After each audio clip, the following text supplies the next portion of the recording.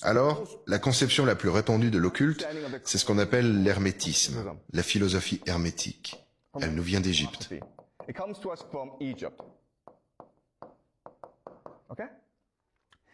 Et la philosophie hermétique compte 7 principes fondamentaux. Le premier, c'est que tout est esprit, tout est énergie, tout est vibration. On part donc d'une source qu'on appellera la monade ou la source. Et que fait la source? Elle respire, elle émane, elle pense, elle médite, et donc elle vibre.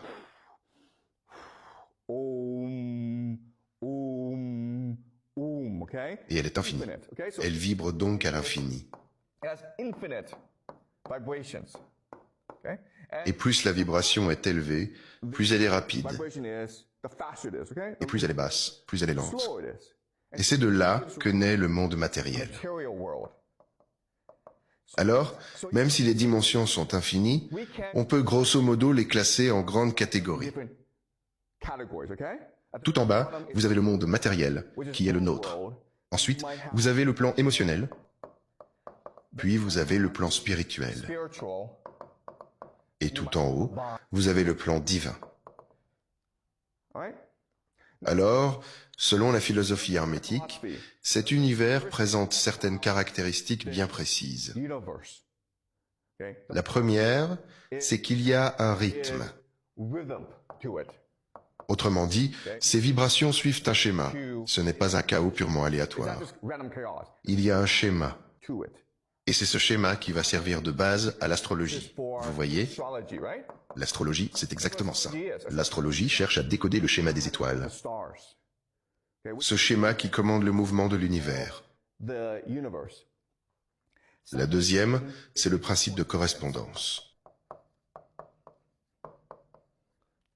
La correspondance, ça veut dire que le divin, le spirituel, l'émotionnel et le matériel, tout ça est aligné. Tous ces plans se correspondent. Ce ne sont pas des mondes séparés. Ce sont des mondes qui peuvent tous s'influencer mutuellement. Et de là découle l'idée de cause à effet. C'est-à-dire que l'univers tout entier ne fait qu'un. Si bien que ce qui se passe dans le monde matériel peut agir sur le divin. Et inversement, ce qui se passe dans le divin peut agir sur le matériel. Et ça implique une chose vraiment fascinante. Vous pouvez aussi agir sur les autres. Et c'est de là que vient l'idée de télépathie. Et selon une croyance, à force de méditer, à force de le vouloir, on peut faire advenir les choses. C'est ce qu'on appelle la manifestation. Et tout ça recèle bien des secrets. C'est de là que vient la maxime. Ce qui est en bas est comme ce qui est en haut. Et ça renvoie à l'idée que tout, dans cet univers, est interconnecté. Et concrètement, ça veut dire que tout, dans l'univers, n'est que la fractale du reste. Des fractales les unes des autres. Donc vous, dans votre esprit, vous n'êtes qu'une fractale de l'univers tout entier. Et l'univers tout entier est le reflet de vous-même. Est-ce que c'est clair? Ce qui est en haut est comme ce qui est en bas, ce qui est en bas est comme ce qui est en haut. L'interconnexion de toutes choses. Ensuite vient l'idée de polarité. La polarité, ça veut simplement dire les contraires. Donc s'il y a du noir, il y a forcément du blanc. S'il y a du féminin, il y a forcément du masculin. Donc l'univers est partagé entre des extrêmes, entre des contraires. Et de là vient ensuite l'idée de la génération, le principe générateur.